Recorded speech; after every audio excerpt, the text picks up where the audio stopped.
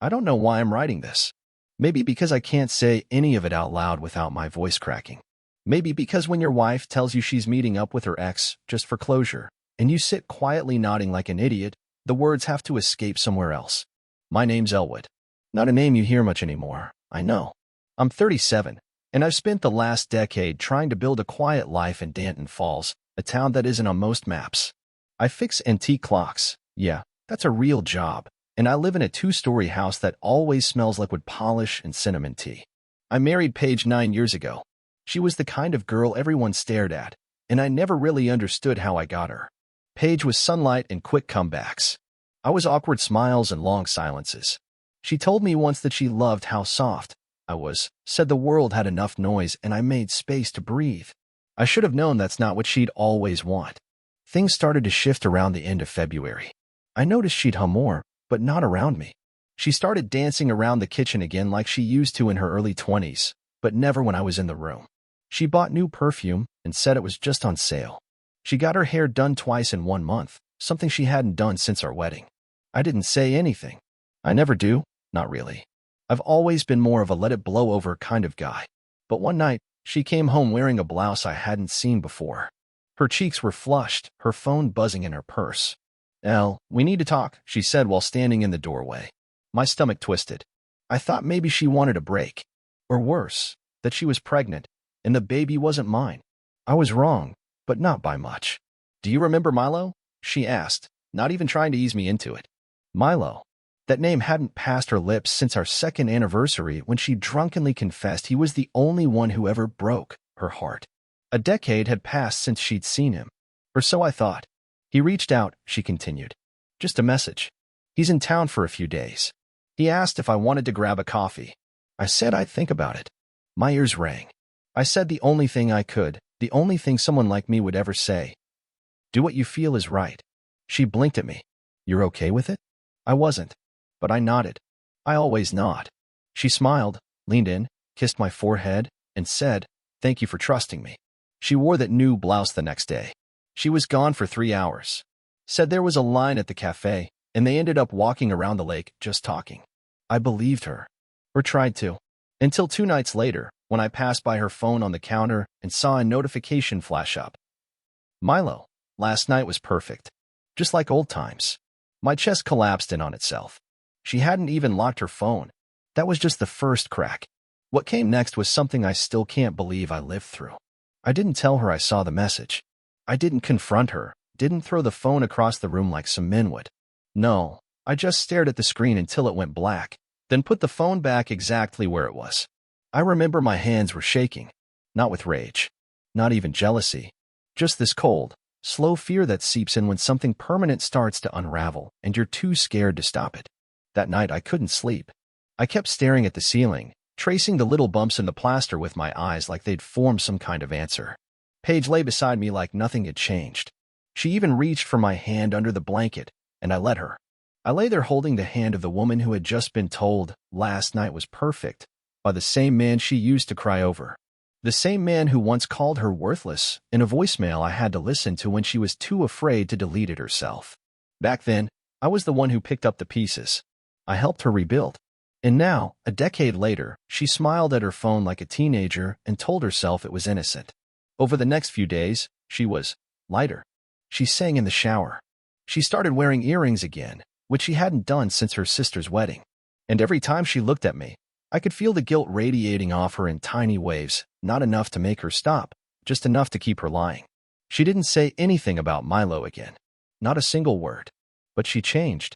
She started locking her phone. Not just the screen, the apps too. She started going out more, saying she needed air or just some time with herself. I wanted to believe it was nothing, that it would blow over, that maybe I was imagining it, that maybe, somehow, they just caught up and it stirred something emotional, that maybe it didn't go beyond a hug and some nostalgia. But deep down, I knew. A husband always knows. Even the weak ones. Even the ones like me who don't scream or threaten or follow their wives around with tracking apps. We still know. Then came that Saturday. She said she was going to a bookstore downtown, maybe stopping for coffee after. "Don't wait for me," she said, pulling on a soft gray sweater I'd never seen before. "I might be a while." I helped her find her keys, smiled like I was okay, and watched her drive off from the living room window. And that's when I did it. I did something I still hate myself for, but I had to know. I opened her laptop. I didn't even have to guess the password. She always used our dog's name, Niblet. She thought it was cute. I thought it was stupid. And now it opened the door to everything I was afraid of. She logged out of most things smart. But her email? She forgot. I scrolled through her inbox with a pit in my chest. For a while, there was nothing. Newsletters, discount codes, appointment confirmations. And then I saw it, a folder marked personal. It was created just a week ago. Inside were 7 emails from Milo. The first one was polite. Tentative. Hey, Paige, crazy running into your profile after all these years. The next few were warm. Too warm. He called her Paigey, a name I had never used, never even heard aloud before. They talked about memories, about how different life looked now, about roads not taken. But it was the last email that broke me. I keep thinking about the way you looked walking away. That smile. Your hand brushing mine. You still make me feel 17. You still feel like home. She replied. I shouldn't say this, but you do too. I shut the laptop so hard the screen clicked. My vision blurred. My throat burned. And the worst part? I didn't feel anger. I felt small. I felt like a guest in my own marriage. Like a placeholder. Like she had been just waiting for the right moment to look back. And when she did, I disappeared. She came home 4 hours later. Said traffic was bad. Kissed my cheek. Asked if I wanted takeout. And I said yes. Because I still didn't know how to tell her I knew. Because I was afraid if I did, she'd leave. Because deep down, part of me was still hoping it would stop on its own. But it didn't. And what happened next proved just how far she was willing to go to pretend I wasn't even there. For the next week, I went through the motions. I'd wake up before her, make the coffee, feed the dog, open the curtains like always. She'd come downstairs wrapped in a blanket, kiss me like a roommate would, and scroll through her phone while I tried not to stare at her fingers, the same ones that typed "you still feel like home." Every time I looked at her, my chest would tighten. I'd imagine his hands on her lower back, his voice in her ear, the same lips that whispered "I do now," forming lies I wasn't brave enough to confront. I wanted to scream. I wanted to cry. But I just folded. I kept shrinking around her. That's what hurt the most, how small I felt in my own home. I started looking for patterns. Not like a detective, no. More like a desperate man clinging to pieces of reality. I noticed she'd always leave on Wednesdays now. Mid-morning. Said she had a self-care class at the community center. I'd offered to drive her once. She said no before I could finish the sentence. It's just something I need to do alone, she said, avoiding my eyes. So that next Wednesday, I didn't go to work. I waited until she left, then followed her. God, I felt pathetic. Like some sad little ghost haunting a life that no longer wanted him.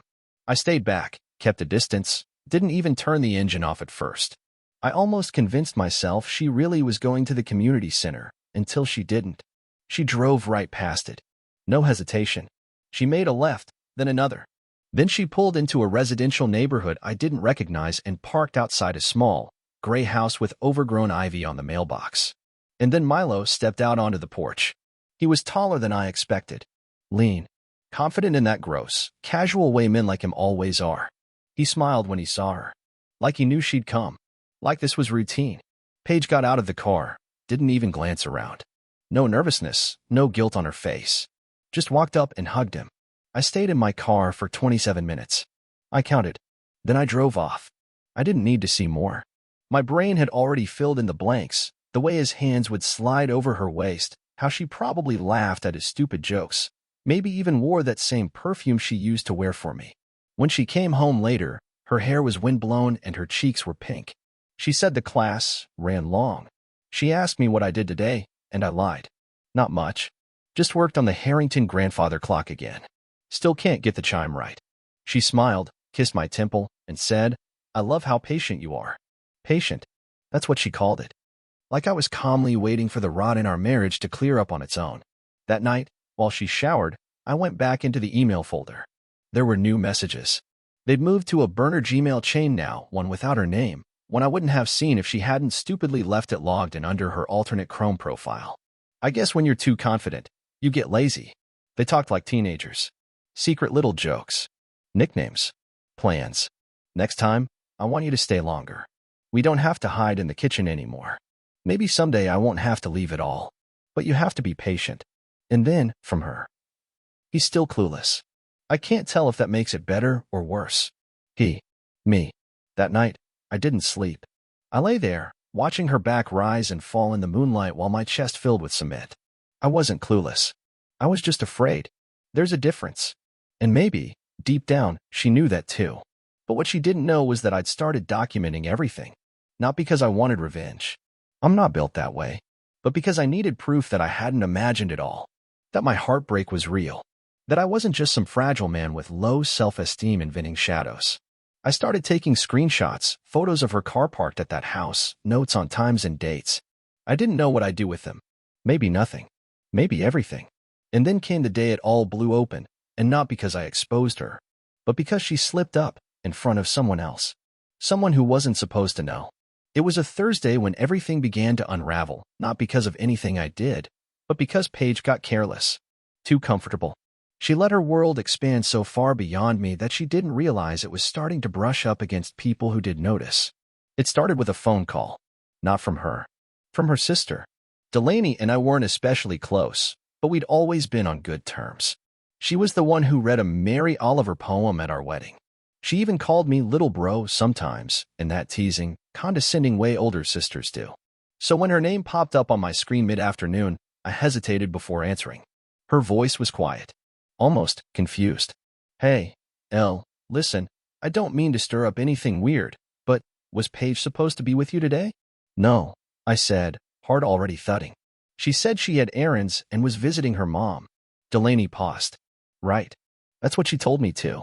Except I just saw her. With a man. At Larch Street Cafe. She was sitting across from him, holding his hand. I didn't respond right away. I think I stopped breathing. I wasn't spying, she rushed. I just happened to walk past. They didn't see me. But, Elle, it didn't look like a friend catching up. I swear. I thanked her. Said maybe it was someone from work. Said maybe I'd ask her about it. Then I hung up and sat there for almost half an hour, staring at the kitchen floor, watching sunlight crawl across the tiles like it was mocking me for not having the guts to say enough. That night, when Paige walked in, all casual smiles and new lipstick, I asked her, as gently as I could, did you stop by Larch Street today? She blinked. Larch Street? No. Why? I just nodded and looked away. And that moment, was the real betrayal. Not the lie itself, but how easily she slid into it. No pause, no flicker of guilt. Just blank confidence. That's when I knew she didn't see me as someone worth being honest with anymore. She demoted me from partner to background noise. Later that night, she fell asleep on the couch. I watched her chest rise and fall, like it always did, like nothing had changed. And I wondered, when exactly did I become so easy to lie to? The next day, Delaney messaged me. She said she couldn't stop thinking about what she saw. I told her the truth. Not everything, but enough. About Milo. About the weird schedules. About the emails. About how long I'd known. She called me immediately. Elle, you need to talk to her. This isn't just a passing mistake. If she's still in contact with him, if she's lying that easily, this has been going on for longer than you think. I told her I wasn't ready. What are you waiting for? She asked. I didn't have an answer. Maybe I was waiting for her to stop on her own. Maybe I was hoping she'd look at me one morning and see the man she married, not the shell she'd been stepping over to get to someone else. Or maybe, deep down, I just didn't want to admit that the woman who used to kiss my knuckles in line at the bank was gone. But something changed in Delaney that day. She started paying attention. And that weekend, she saw Paige again. Not in town. Not at a store. At the Graymore Inn, a quiet, rustic hotel out near the lake, mostly used for anniversaries, discreet weekend getaways, and wine tastings. Delaney was there for a friend's bridal shower. She saw Paige coming out of one of the cabins with Milo. They were laughing. He had his hand on her waist. She didn't tell me right away. I think she wasn't sure how to say it. But 2 days later, she dropped off a small envelope at our house when Paige was out. Inside was a photo she'd taken on her phone. Not blurry. Not questionable. Crystal clear. There was Paige, my wife, with her arms around a man who wasn't me, outside a place she told me she'd never even heard of.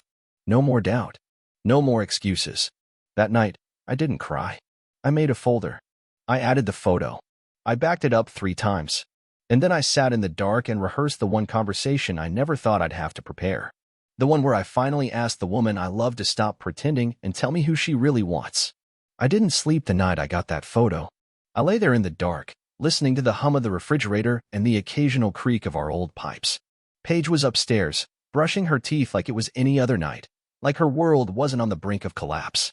And I just sat at the kitchen table, staring at that picture on my phone, the screen dimmed to almost nothing. I'd zoomed in so many times I knew every pixel of it by heart. Her hand on Milo's chest. His stupid half-smirk. The way she leaned into him, not like someone making a mistake, but like someone who felt right where she belonged. And I kept thinking, how long had she rehearsed this? How many lies had it taken to reach that porch? How many times did she stare at me over dinner, knowing she was building a second life one text at a time? By morning, I'd made a decision. Not a bold one. I wasn't going to throw her stuff on the lawn or storm out or call her names. That's not who I am. I'm not explosive. I'm not dramatic. I just needed the truth. I needed to hear it from her mouth, even if it tore me apart. She came downstairs around 8, hair tied up, wearing one of my old shirts like it meant something. She smiled when she saw me awake so early. Didn't think you had a client meeting today? I didn't answer right away. I just watched her. That smile. It was like looking at a stranger wearing my wife's skin. We need to talk, I said. Her smile faltered. Okay, what's wrong? I gestured to the chair across from me. She sat down slowly, cautiously. Like maybe she already knew this was coming. I didn't want to drag it out. I didn't want to beg. So I just asked. Is it still happening? You and Milo. Her jaw tightened. Her eyes darted away. I saw the calculations happen behind them, the instinct to lie, to deflect, to minimize. But then she did something I didn't expect. She nodded. That's it. No explanation. No apology. Just a quiet, tired nod. And something inside me cracked. How long? I asked. She paused. Then, for months. For months. For months of kisses from a mouth that had kissed him. For months of hearing her laugh while I assumed it was TikTok or her sister or some dumb meme. For months of sleeping next to someone who had already left, emotionally, and just hadn't packed a suitcase yet. Why? I said. Why him? After everything you told me about him. After all those nights you cried because of what he did to you. Her answer was a whisper. Because with him, I feel alive. Alive. The word hit me like a slap. I didn't know what to say. How do you respond to that? How do you compete with a fantasy? She kept going. It wasn't supposed to happen. The coffee was just coffee. But then we started talking. And it was like no time had passed. Like he remembered all the versions of me I'd forgotten. And with you. I don't know, Elle. You're safe. You're good. But sometimes I feel like I'm dying in all this calm. I wanted to scream. But all I said was, and you didn't think I deserved to know? She looked away again. I didn't want to hurt you. I almost laughed. Not because it was funny, but because it was so pathetic. That line, I didn't want to hurt you, coming from someone who had been doing nothing but that for months. So what now? I asked. She didn't answer. She just stared at her hands in her lap. Do you love him? I said. Another pause. Then a nod. A painful, hesitant nod, the kind you give when you know it's true but still wish it wasn't. And that was the moment I realized I'd already lost. Not just my wife, but the entire idea of us. Everything we built, the quiet mornings, the inside jokes, the lazy weekends, had been replaced in her heart by something louder, messier, and more thrilling. And the saddest part? She wasn't even sorry. She didn't cry. She didn't reach for my hand. She didn't beg me to forgive her or promise to fix it. She just sat there, waiting for me to disappear so she wouldn't have to be the one to walk away. So I did what I do best. I said nothing. I got up, went upstairs, grabbed a backpack, and started packing some clothes. No big speech. No final words. Just movement. She followed me up eventually. Where are you going? I didn't answer. Elle? I turned to her. Finally. Don't worry. You'll feel alive again. I'm sure of it. And I left. I didn't slam the door. I just closed it softly behind me. I didn't have a plan when I left. Just a bag with 3 changes of clothes, my old laptop, and a toothbrush. I drove aimlessly for 2 hours before I finally checked into a cheap roadside motel in a town called Brinton Hollow, the kind of place where no one asks questions, and no one cares if you cry in the parking lot at 3 a.m. That first night alone was quiet. Too quiet. I kept thinking that maybe she'd call. Maybe she'd text.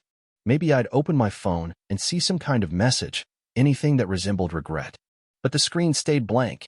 No missed calls. No voicemails. Just silence. I laid in that stiff motel bed and stared at the ceiling, surrounded by the hum of a broken mini-fridge and the flicker of some old fluorescent light from outside. I wasn't angry. I was hollow. It's strange how grief works when the person you're grieving is still alive, still brushing their teeth, still laughing at something on Instagram, still moving through the same world as you, just without you in it.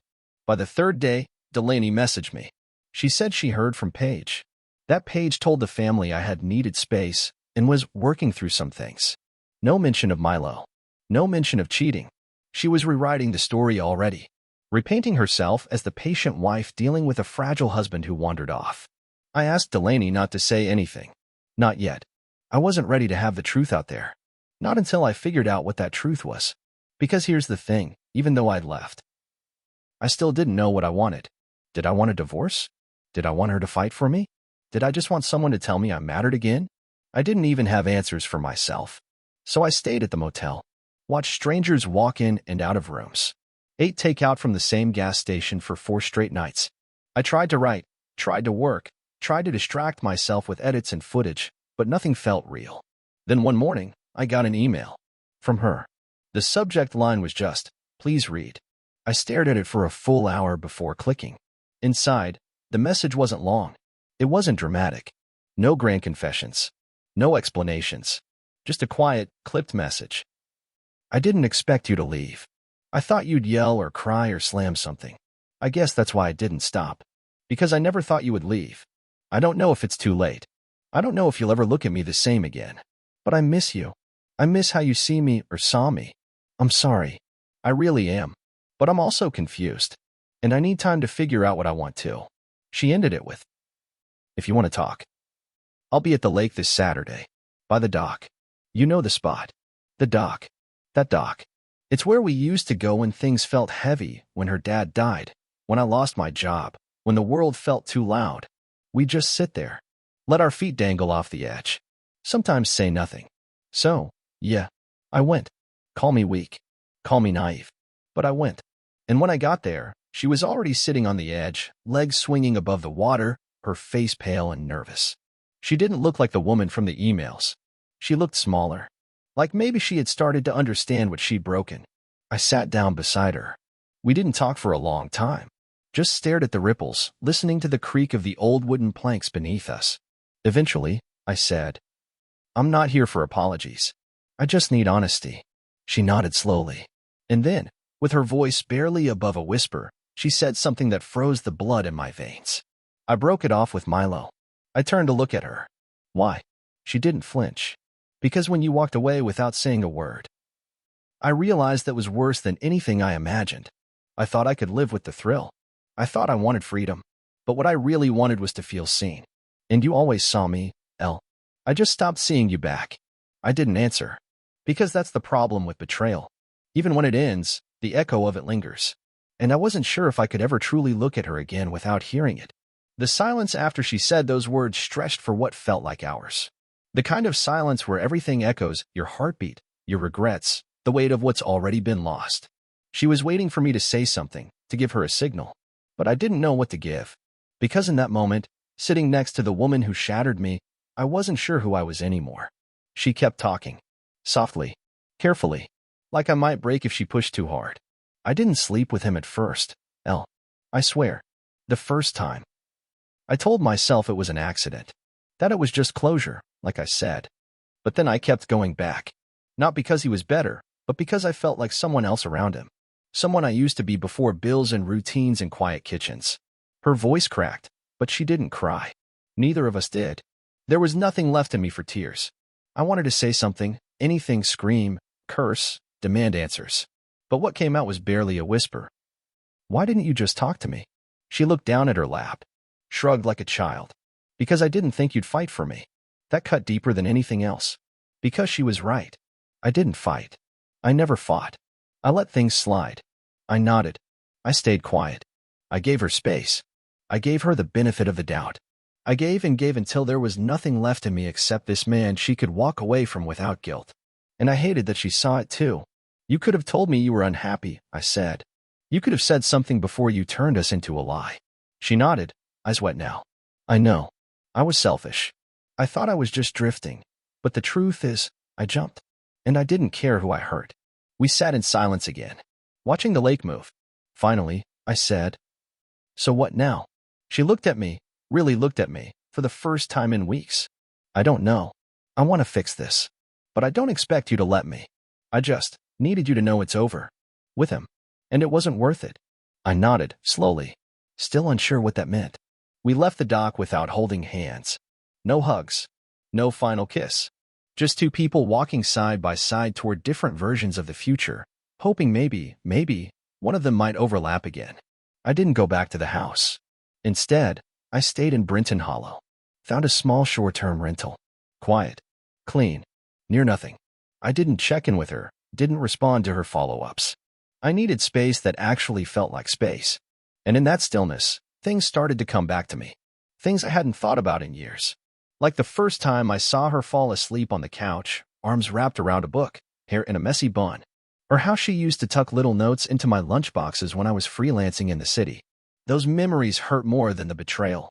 Because they reminded me of who we used to be before things got so quiet, so safe, so easy to cheat on.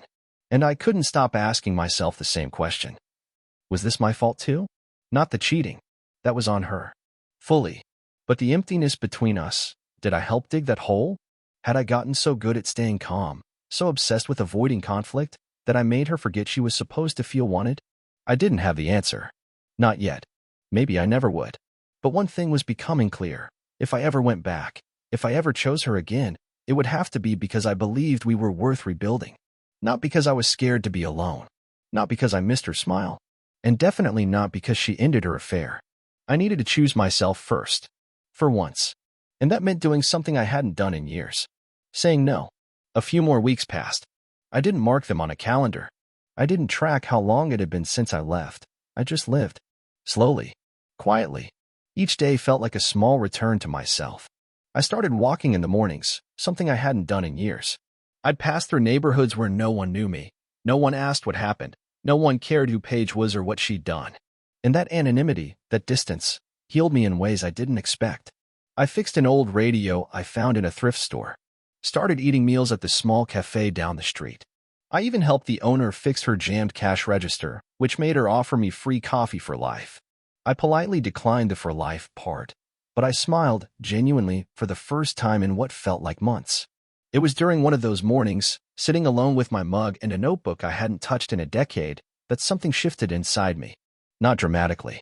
Just a quiet clarity. I didn't want to live in bitterness. I didn't want to let betrayal define the rest of my story. I still didn't know if I could forgive Paige fully, but I knew I didn't hate her. And more importantly, I didn't hate myself anymore. For the first time, I stopped blaming myself for being quiet, for being soft, for being too safe. I realized those weren't flaws. They were me.